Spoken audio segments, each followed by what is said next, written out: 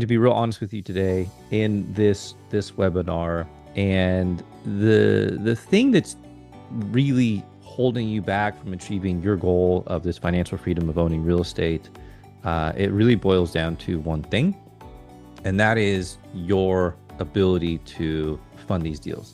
That's it. It's very simple. You figure out how to fund deals, and you can get all the deals you want. Make sense? So I need you to, we've probably heard this concept, find a good deal and then money will come. And maybe some of you struggle with this. You found a deal, but you haven't found the money. And I find that to more often be the case. And if you think you find a good deal, the money will come. It will come to those people who figured out how to raise money. Okay. So really the single biggest thing that's holding you back from accomplishing your goal of lots of real estate deals is really just struggling to raise capital. Okay. And there was a time when that was me. I remember struggling on this really bad. And so, but next, I want to get also a sense for where you guys are at. Has any of you actually had a deal? Maybe even it was just the LOI accepted, but you weren't confident you could raise the money in time. Can I just get a yes if that's you? Maybe you're underwriting a deal and you're thinking to yourself, this deal looks good, but I don't know if I can actually raise the money for this deal. Okay. Like, can I actually do this? Okay. Again, appreciate your honesty. So you guys are saying yes. So, all right. So most syndicators, they don't fail because of bad deals. They fail because they can't raise money consistently. And being as transparent as possible, the biggest struggle I see is people simply just don't know how much money they can even raise before they have a deal. They find a deal and then they're like, shit, let me go talk to people and see if I can raise some money. And they scramble and the anxiety level goes up and it's chaos. And if you make it through the end, you're like, I'll swear I'll never do that again. You get to the next deal and you do the same thing all over again. It is not fun. It kind of sucks, actually. So, Lindsay, I love this. That's what's keeping me from pulling the trigger on my very first development deal. It's the truth, right? Like you're just like, I don't know if I can actually come up with like the capital to do this. Okay. So the other thing I'll tell you is if you take a step back and you think of the market right now. So I don't know how long you guys have been in the space. Can I see like just give me a number of years, even if it's fractions of a year. How long have you guys been in the real estate syndication space? 1 year, 2 years, 5 years, 10 years? Give me a sense for how long you've been in. 3 months. Okay. 1 year, 7 months. All right. So we got some people who are a little bit newer here to the syndication space. So you probably have heard about some of these war stories, right? We got a lot of us who've been in the space for a while have these battle scars. And there was a time when deals were flowing really good. And so there might be people saying, well, there's just not a lot of deals right now. Okay. Um, there are deals out there.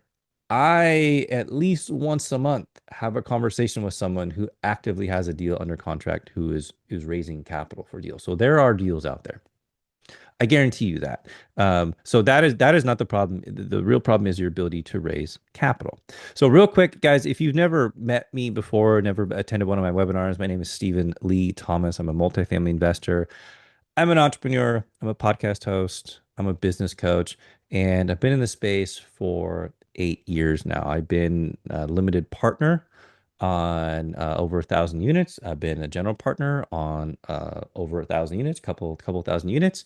I've been in the space for a while, and I've seen the ups and downs. I saw when it was easy to raise capital. I know what it's like when it's hard to raise capital. Okay, so I've been in the trenches, and I'm here to share my experience with you. Also, a little bit more about me. Portfolio as principals. My partners and I, we've done several deals. These are all larger deals. They take lots of capital to get these larger deals. Actually, if you look at here, the smallest one we have here is 70 units. But I've been around for a while. I've seen what goes on, and fun fact, my partners and I have actually raised over $70 million in capital. We've had lots of conversations. We've seen what works. We've also seen what doesn't work. Okay. So what I want to do now is I want to just like hone in on this bottleneck here. So we got some people who are a little bit newer into the syndication space, and we got a few other people on who maybe been a little bit longer. But here's the question I have for you right now.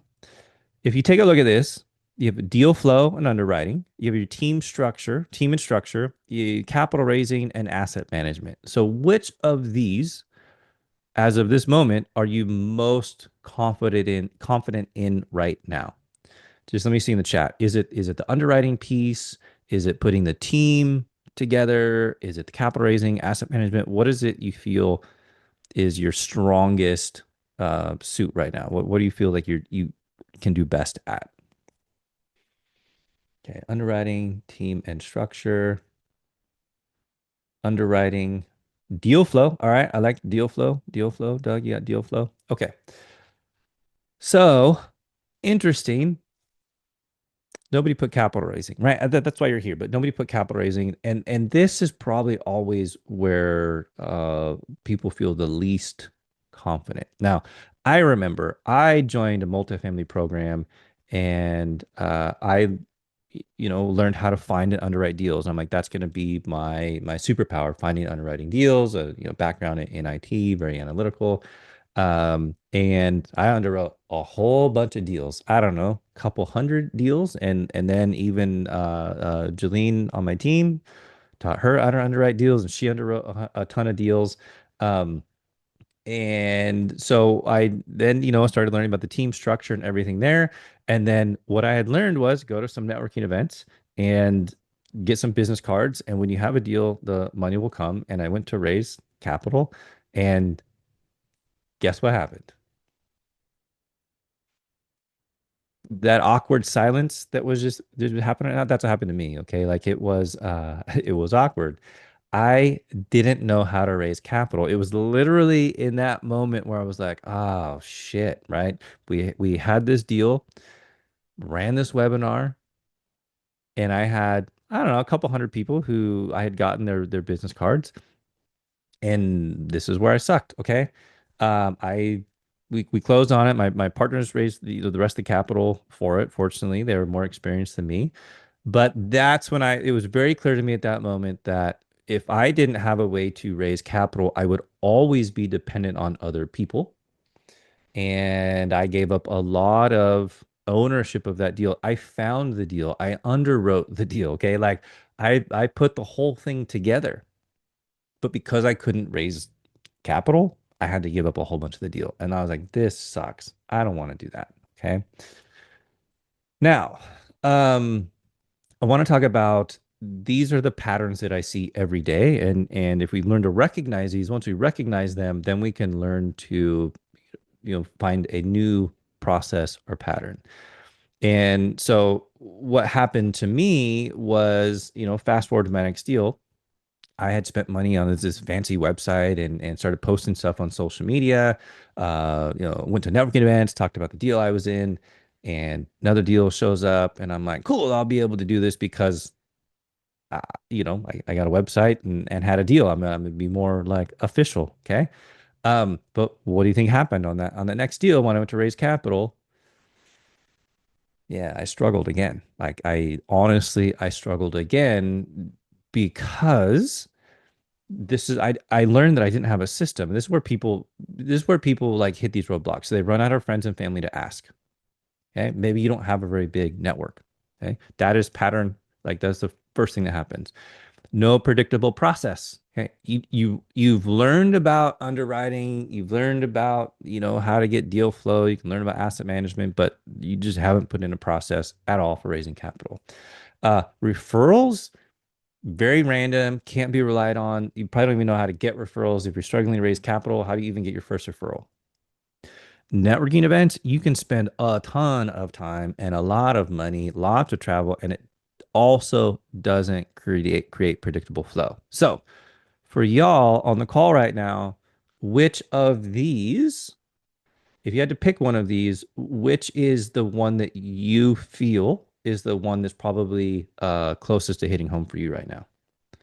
Is it you don't have friends and family to ask, you don't have a process, you're relying on referrals, you don't have time to go to all these networking events? Which is the one that you feel is like, or maybe you've got another one that you feel is this big roadblock? Let me see. What do you guys? Okay, running out of friends and family to ask. Okay, let's see another one here. No process. Okay, Lindsay, I don't have a process. Again, I appreciate the honesty here. All right. So if we recognize these going outside of my network, okay. Um, and here is a paradigm shift, a mindset shift I want you guys to have right now. Okay.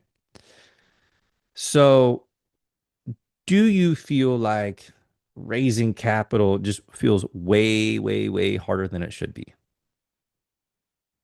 Just a simple yes or no. Does it like it should be easier? It should be easier. Okay. Like, yeah, it should be, right? Like, why can't it be as easy as finding deals to underwrite? Why can't it be as easy as getting the deal flow? Okay. So we are struggling, but what I want you to realize, and one of the things I learned is that you don't have a capital raising problem. Okay. Each time I needed to raise capital, I had to build this little like mini process, this mini system. Okay. Like it was, but it was like, let me prop something up. Let me try to do this. Get a few investors, some spreadsheets lined up, and raise a little bit of capital. Then I was like, why don't I just build a process to like always be doing this rather than consistently struggling? So what I want you to realize is you know it's it's not that you have a capital raising problem. Okay, it's not your fault. The problem is very simple. You don't have a capital raising system to follow. You don't have a process in place. Okay, so if you have systems for other things, I want to see you either raise your hand or say yes. Like, yes, I have a system for deal flow. I have a system for underwriting. And if you've done a deal, do you have a system for asset management? Are you keeping track of your KPIs, your key performance indicators? Do you have some system going on someplace else? The reality of it is you do. Like there's other systems that get set up and you can learn how to do this. It is not that hard, but that is the crux of this, okay? The problem is you just don't have a system to follow. You don't have a process in place to follow. So what I learned is just exactly that. I didn't have a system. I didn't have a process in place. And we had this beautiful process.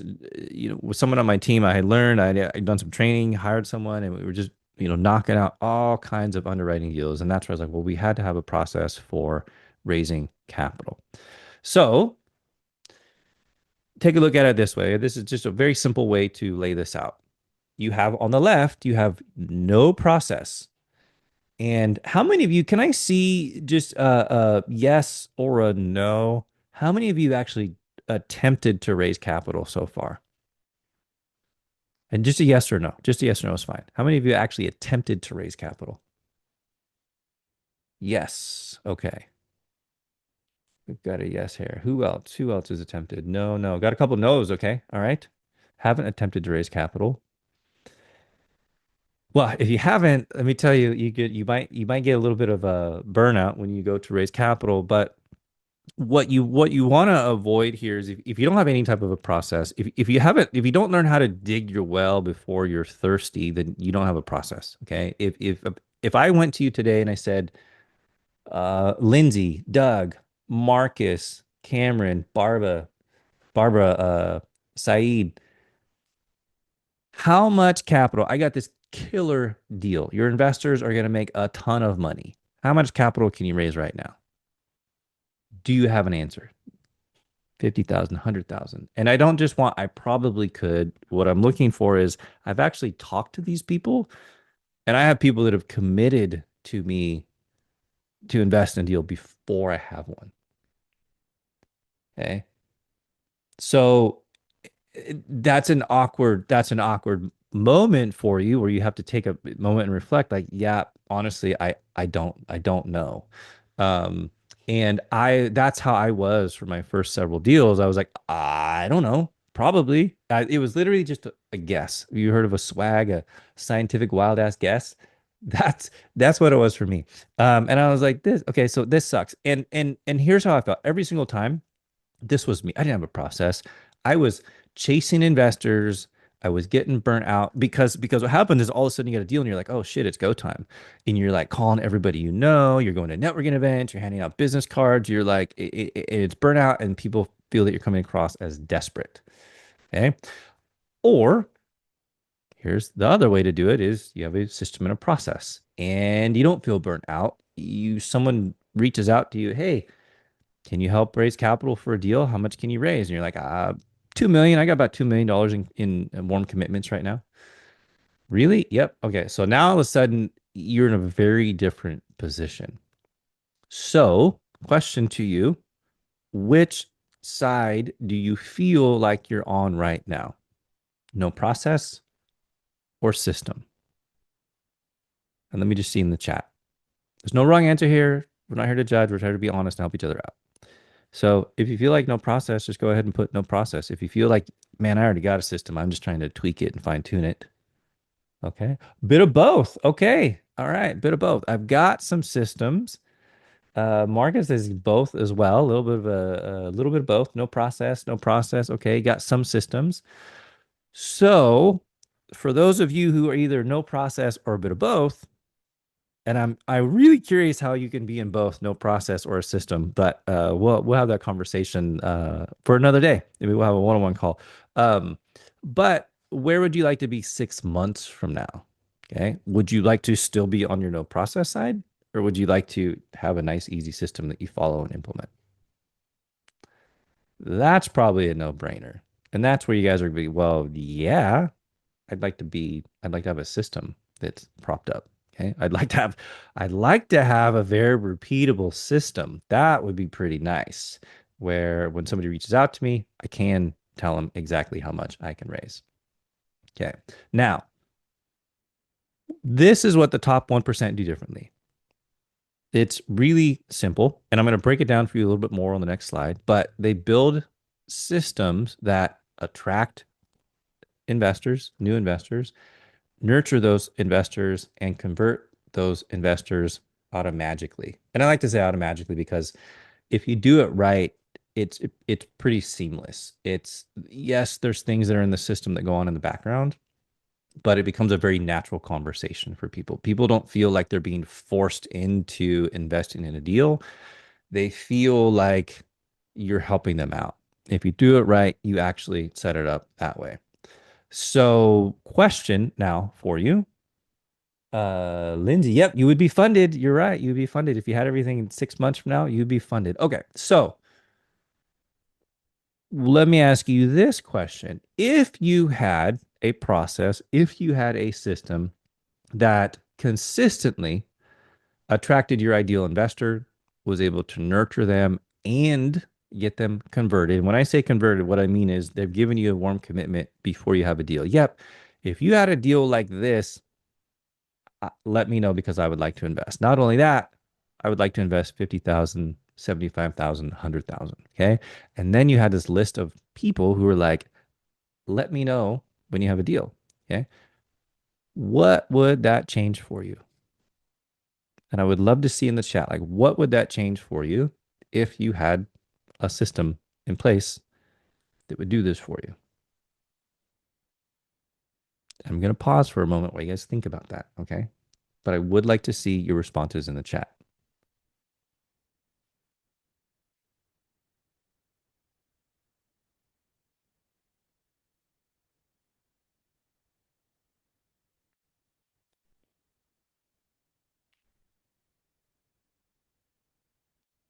Not everybody all at once, guys. Not everybody all at once. Really, what would that change for you? Would it allow you to get more deals? Would it allow you to get into your first deal? Would it give you less stress? Would it allow you to leave your day job? What is it that got you into this in the first place? Oh, multitasking, that's cool. Lindsay, I appreciate you taking the time to whatever your work is, it's not important. I'm just kidding. I'm giving you a hard time. I appreciate you showing up even though you're multitasking. All right. I heard so many times that the investor will first invest on the horse rather than the deal itself. Um, yes, absolutely. So Barbara, I like that. So the way I use that analogy a lot. So when people invest with you, they're betting on like the jockey, the jockey and the horse, so to speak.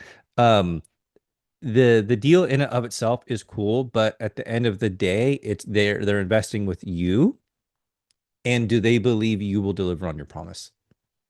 That's it. Like that's they people invest with you. They trust that you will be able to execute on the deal you're presenting to them. Most people don't invest just on the numbers alone. It's because of exactly what you just said. Okay. So Barbara, yeah, you're the jockey. That's totally true. You're riding that horse and you're responsible for getting it, to run straight. You're getting it to get across the finish line. And if you do it right, you get first. Even if you get second, that's not bad. But you got to manage expectations along the way. Okay. And if you bet on horses, if you bet the right way, everybody's a winner. Okay. So, what would it change for you guys? You'd be able, so those of you that haven't got into your first deal, you'd be able to get into your first deal. Those of you that done a deal or two and you're like, shit, man, I've run out of my existing network. Guess what? Now you can talk to people, new people, all day long that are interested in this. Okay. You got new investors and you follow a system. Okay.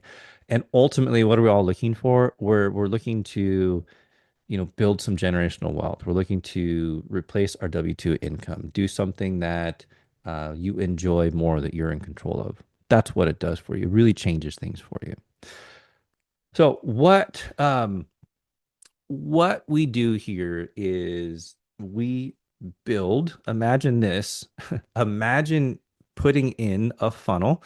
And how many of you are familiar with this concept of marketing funnel? I know I talk about it a lot, but how many of you are familiar with this concept of a funnel? I didn't know about it for years when I was in the syndication space, but when I learned about it, I was like this light bulb moment. I'm like, oh, all right, okay, all right. So Barbara, you got a funnel. Now, I want you to think of it like this, because this is what happens to me. This is no joke. I woke up this morning and saw another meeting on my calendar. Um, and I want you to do the same thing, because if you do this right, if you build this right, you will wake up to book calls on your calendar multiple times a week. Okay. So I want you to imagine that for a moment. If you had a process, if you had a system that was running for you and you could wake up to calls booked on your calendar, what would that be worth to you? To have a capital raising system that works even when you're not. Okay. And I'm gonna do some simple math here. I don't have it on the screen, but I'm gonna just do it here on my phone. Let's do this. So let's say that you had, if I can get my phone to work. Let's say you had, let's say you just did one call a week. Okay. We'll do one call a week. You got 52 weeks a year. Okay. So let's say that you have a call with 52, just one call a week.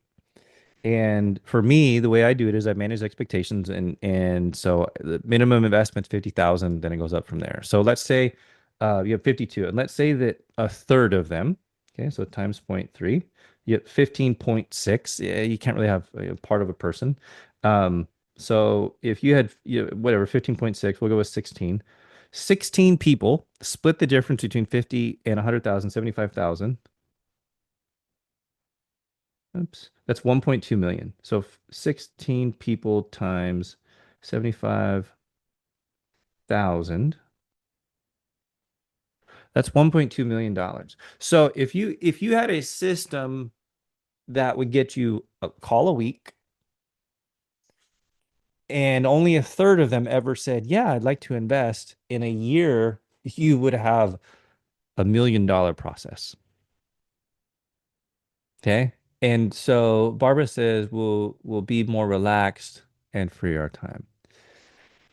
So guys, that's what I want to start sharing with you is if you do it right, how can you actually set this up where you can wake up to calls on your calendar, and if you only have one a week, it's worth $1 million. Okay. And that's just with like, you know, just getting that initial call. Okay. There's the funnel. We get them in here. They're just getting that initial call of getting people in. Okay. It's worth $1 million to pay attention to what I'm going to be sharing with you over the next few weeks. Okay. So I want you guys to lean in. I want you to show up because I'm going to share with you the strategy where I'm not exaggerating. If it was easy, I know I have a virtual background. If it was easy, I'd show you, but like I literally woke up like, oh, there's another one. Um, and I'm just about to go to my team and say, okay, let's slow this down a little bit because I think I have like, I don't know, like 6 or 7 more calls scheduled in the next week or so. And so what I'm going to do with you guys, if you're okay with it, if you're open to it, I'm going to show you what that funnel looks like step by step. I'm going to use some real examples from my business. Is that cool? Can I guys show you this to you next week?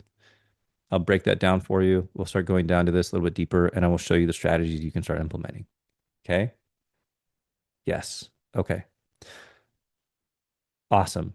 Awesome. Okay. So I will commit to that. Okay. I think we've got Leanne, I think we got about like this series is about 5 trainings. And so this is number one. We got about 4 more.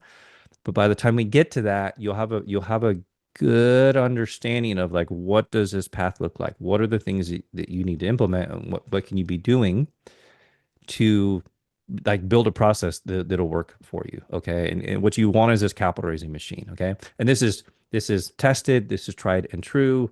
It's not just me. We got people in the private community that we're literally building the same thing for them. It's a really, really, really cool strategy. We've got some other things to show you. So um whenever you guys are ready, okay, if you want to learn more about how we do this in the private community, I'm happy to jump on a call with you, but it's got to be whenever you're ready. So a couple of things here is you can either scan this QR code, or if you give me a second here, I will actually drop the link in the chat. Bum, bum, bum. Let me give it to everyone here. To everyone. All right. So if you guys ever want to hop on a call with me, get a better sense of where you're at, maybe some of the things you can start doing, learn what we do in the private community, you go ahead and scan this and book a call, or you can click that link right there and go ahead and book a call as well. So real quick, give me some feedback. Is this helpful for you guys? Are you guys starting to see, you starting to learn like, oh, okay, this is where I'm struggling. I don't want to be, for example, like I'm out of network, my family and friends, I need to start learning how to implement this. And now I'm going to get some strategies in place. So, yes, awesome. Okay. Um, so also guys, I like to do Q&A. I like to make myself available to answer questions for you. So we'll leave this up on the screen, but any questions, anything you guys are working on that you guys want to ask me about while you've got my time. And I'll give you a moment here to get some questions in. And if you don't, that's totally cool too, because over the next few weeks, I'm going to show you this process. We're going to break this down for you. Okay. Like I said, I want to go over these different steps here. How do we get these people, how do we get people into this funnel?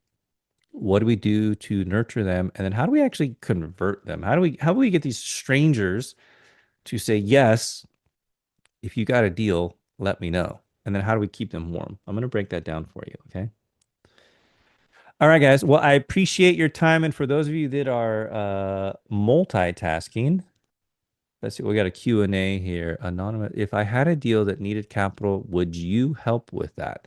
I would absolutely have a conversation with you. I would see where you're at. I would see what strategies you've got in place. Definitely need to know where you're at and what your timeline is here. But if you're interested, we've got that link. I would just set up a call. If nothing, if nothing else, you're gonna walk away with you're gonna walk away with a good understanding of where you're at, what some next steps are, and some strategies. Okay. The difference between financial contingency set at 30 days and a contract closing at 60 days. So the contingencies are going to be, I'd have to see your actual contract, but they're going to be, when does your money go hard? And so there's a pretty good chance you have money that you had to put down on a deal, or will if you haven't already. And so the contingencies are going to be like your due diligence. Okay, so my money doesn't go hard, or half of it goes hard, not until we've done the due diligence. Or you can do a contingency based on financing. So my money doesn't go hard if I can't get the financing. Okay. And so the contingency generally is when your money that you're putting down on the deal goes hard. The contract closing at 60 days is, your money would go hard at about 30 days, and so you have your things you need to get done. Um, and generally, so all your inspections, everything, all that kind of stuff needs to be done within the first 30 days. And then closing is, that's your time to get all your legal entities together for your deal. It's your time to raise capital for your deal. And then you have legal on both sides. So you have the lender has a legal team, and they have to go through their steps. Um, and then you have the title company, and so things got to be in title. So there's like time frames on that. I will tell you though, most deals that I'm seeing right now, that 60 days, people are having to get extensions for. And so what you'll want to do is, when you put together your LOI, I would state out what your contingencies are you want. Then you have a PSA, a purchase and sale agreement, that'll state what those are, and it'll have those timelines in there. And you'll sign and you'll agree to that. But one of the things you're going to want to do is, you're going to want to have additional extensions available. You can build it either way. Um, and okay, so you got the extensions there, but here's what I've typically seen is, I would probably go for two extensions in today's market. I would say I need a couple of extensions. And generally what happens is, if you ask for an extension, you've got to put a little bit more money hard. It doesn't have to be a huge amount, depends on the size of the deal. But you say, hey, I need extension, I'm going to put a little bit more money in. Hey, I need another extension, I'm going to put more money in. And those extensions, I would ask for as many days as possible within each of those extensions. At a minimum, I would do a 15-day extension, and I would do two. That's going to give you an extra 30 days. I will tell you, over the course of last year, I talked to multiple people who were months into extensions. And the reason why is because the seller would allow it. Um, the seller aren't getting a lot of offers, and the offers they're getting are likely undervalued, because most owners are underwater right now. So if a seller's got a deal under contract, they really want to close it. It's not like they have a bunch of other offers. So even with that, you've got some wiggle room, just open communication.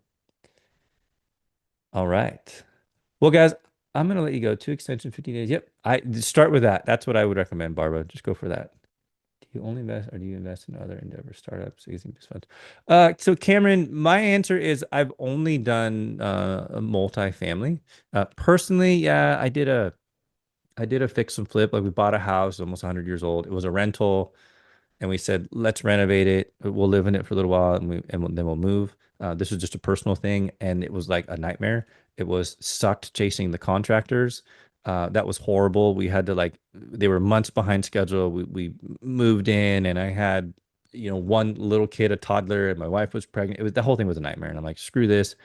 I'm not doing that. And then what happened is, when we went to sell the house, my realtor said, beautiful job on the house. You've over renovated it, and you're not going to get back as much as you'd like. So I was like, what the hell? Which multifamily is different. So as far as like my professional career, no, I've only done multifamily. I was exploring a mini storage the other day. Not the other day, but it was towards the end of last year. I was exploring a self storage. Um, and that was promising. I like the idea of self storage. I will share with you overall investor sentiment when you talk about different asset classes. There's like triple N, which is more like retail. There's the multifamily, which is housing, or they have storage units. Investor sentiment, they prefer housing because it's just a basic human need.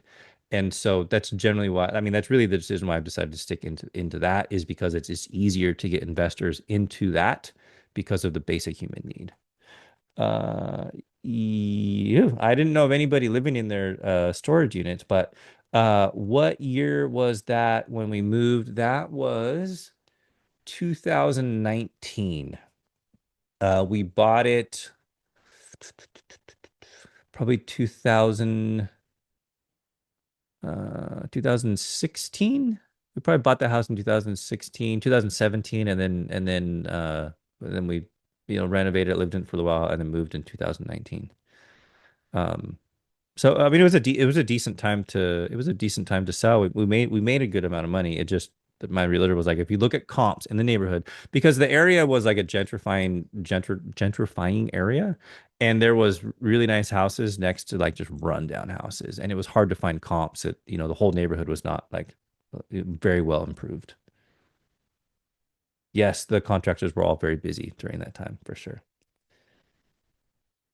All right. And then Cameron says, in addition to raising capital for real estate, which I'm trying to syndicate multifamily, I'm looking to raise capital for a non-real estate business. A lot less money, mid five figures. Yeah. So at the end of the day here, Cameron, the strategy is a strategy. If you are seeking outside investors, people that aren't in your current network, you have to have a way to get in front of them. You have to have a way to attract them. You have to have a way to nurture and educate them, and you have to have a way to get some type of commitment from them. Okay. This right here is a little bit more backstory about me is I stayed in multifamily, but I was like, I'm just not finding the answers I need of anybody in my network in multifamily of like raising capital. Anybody that had something that didn't really want to share anything. So I actually went, and I'm still very active in it, but I just went and learned about sales and marketing. So if you guys ever heard of Russell Brunson, um, he's one of the people that I read a few books of his, Alex Hormozy, some people like that. I just said I got to go figure this thing out. And what I'm showing you here is it is marketing and sales at a really high level. This is as simple as I can make it. Some people have additional layers in here, but this is it. This is it right here. So it doesn't matter what your asset class is. It's it's the system and process you follow, and then it's how you move them through from beginning to end. That's it. So yeah, so but it'd probably be a lot less money, and you might be able, do more deals because you're doing less money. But all right, guys. Well, again, I appreciate your engagement today. I really do. I appreciate those of you who are multitasking but still doing your best to answer all the questions today. I appreciate that. So next week, guys, that's what we're going to do. I'm going to dive deeper into this capital raising funnel, and I'm going to share with you strategies you can implement. I got some cool strategies I'm going to share with you, and there is a lot to this. If you really want to dig deep, but we've got strategies to help you just simplify a lot of it, where you can, build a system that just gets people booked, and you get to have a low pressure, no pressure conversation, get calls booked on your calendar. It's a pretty cool deal. I think I got one more question here. Thank you very much. Yes, it's always going to be Thursdays unless I'm out of town, which is I should be here every Thursday until first week of April. I will be on vacation. Other than that, I should be around, guys. Okay? I think spring break for my kids. All right, guys. I will see you next week. I appreciate your time. Stay active in the community. Again, if you want to reach out and just have a conversation with me, I'm going to drop that link in the chat. And I look forward to talking to you soon. Thanks, guys. I will see you next week. Bye.